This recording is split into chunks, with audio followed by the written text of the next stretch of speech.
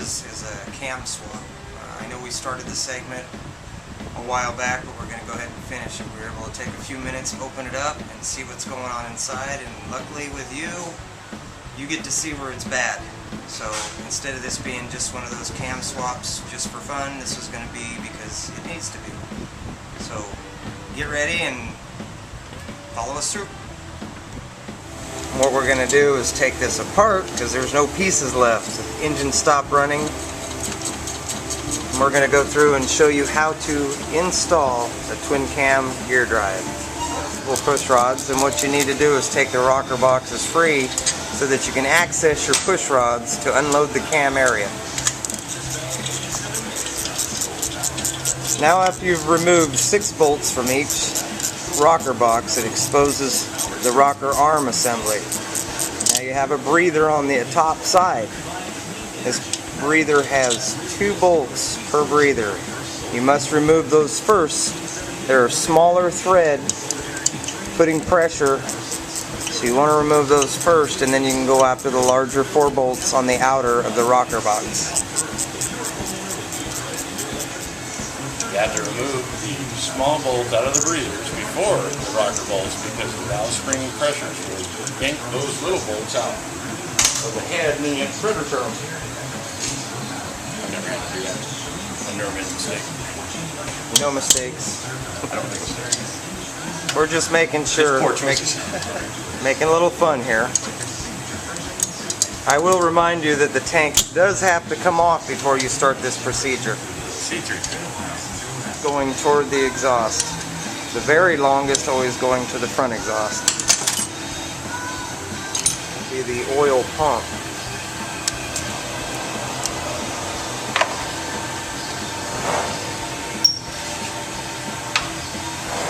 Okay.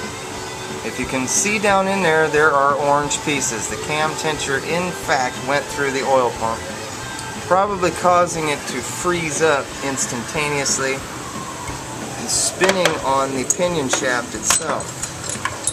Let's hope that we can clean this up. This is why it's very important to go at your intervals and check these cam tensioners, because this is going to add up real quick.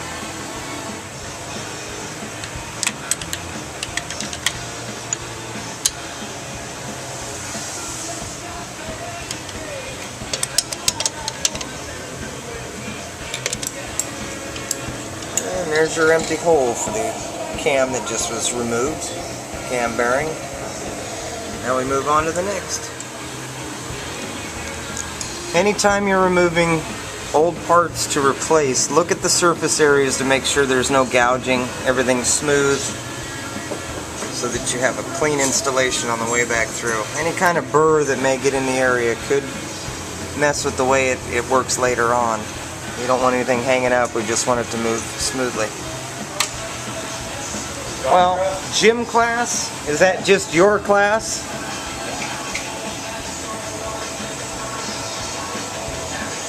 That's why you showed up, because it was Jim's class. Good play on words there, bud. Isn't it? I think it's totally cool. Anyway, all fun aside, we're getting back to the cam plate here. Busted.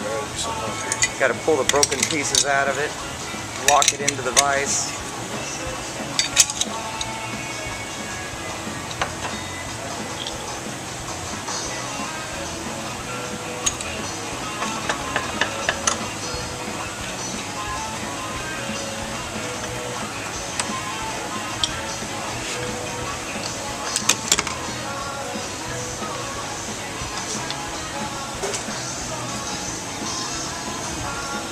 So far down I can't get the tool into it. Well, normally when these tensioners are in their right spot, they have a set of pins in the kit for the removal, and you can set the pins and you can actually get the disarming tool onto them to remove. And we kind of have a problem here since everything's destroyed. This is probably a good segment for some of the folks. They're not going to see the easy way to do it. They're going to see one that's pretty far gone. There's more reality here.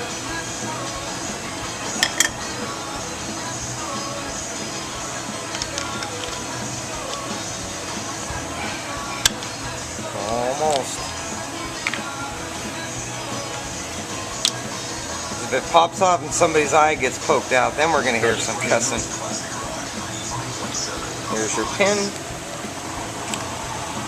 It loads in.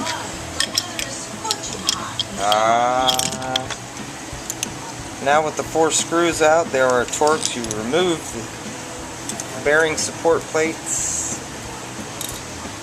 And the cams will be ready to pull out.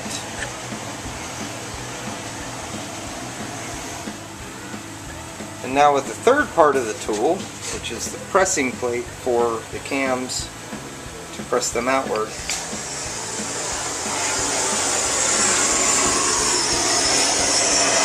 Adding a little heat. They'll almost fall out.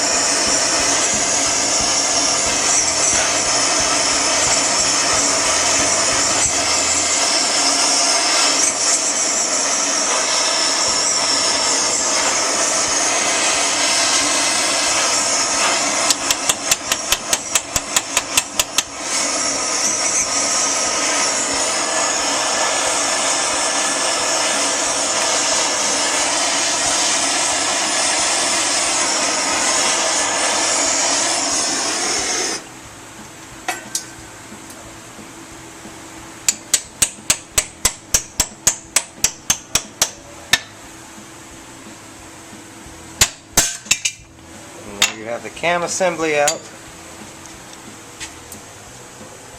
free and clear. Now remember again, check the surfaces where the bearings go to make sure there's no burrs or cracking to make for a smooth installation.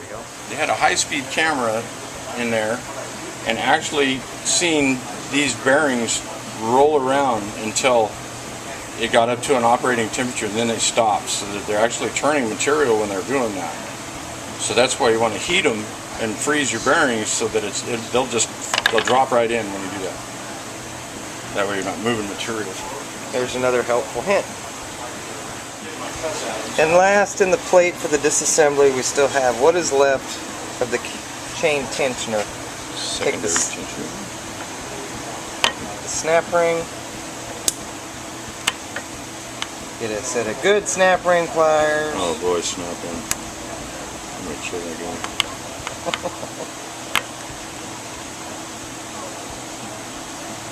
These really are high-dollar tools, and look how they work. But anyway, that snap ring comes out, and trust me, they will slide right back off. And now that we have the snap ring off, unload it.